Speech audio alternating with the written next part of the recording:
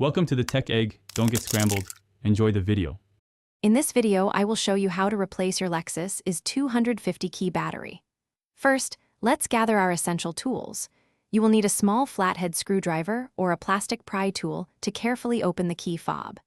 Additionally, make sure you have a fresh CR1632 coin cell battery ready. A well-lit, clean workspace will make this process much smoother and prevent any small parts from getting lost. Now, let's proceed to open your key fob.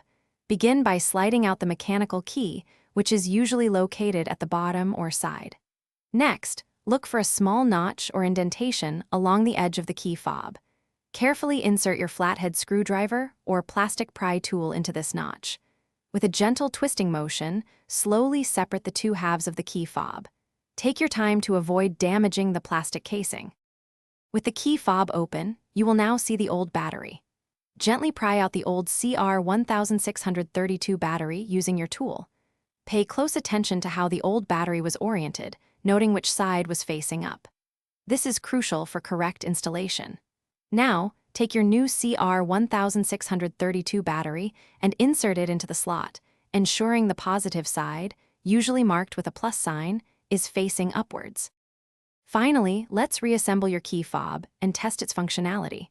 Carefully align the two halves of the key fob and gently press them together until they snap securely into place.